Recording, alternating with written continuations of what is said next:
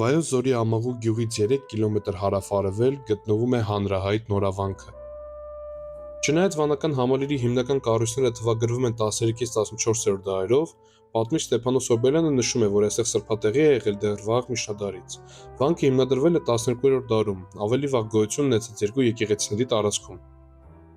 Հետագա երկու դարերում վանքը դառնում է Սյունիքում իշխող Օրբելյանների տոհմական գերեզմանատունը։ Նորավանքի այցեքարտը Մոմիկի արվեստն է։ Նրան Կիլիկիայից Հայաստան է կանչում 1286 թվականին Ստեփանոս Օրբելյանը։ Առանձնահատուկ է Գավթի վերին պատուհանի Աստված եւ Ադամ քանդակը։ Ըստ քրիստոնեական կանոնների հայր Աստծուն պատկերում էին միայն խորհրդանիշներով՝ աջ ձեռք կամ լույսի շող։ Մոմիկը խախտել է այդ կանոնը եւ նրան պատկերել է իրական մորուքավոր մարդու կերպարանքով։ Աստծու ձախ ձեռքում Ադամի գլուխն է, ում կյանք է տրվում Սուրբ Հոգու միջոցով։ Համալիրի ամենատպավորիչ կառույցներից է նաև 1339 թվականին կառուցված Բուրդալաշյան երկհարկ դամբարան եկեղեցին։ Այս կառույցի հետ կապված կա հետաքրքիր ավանդություն, ըստ որի Մոմիկը սիրահարված է լինում Սյունյաց իշխանի դստերը։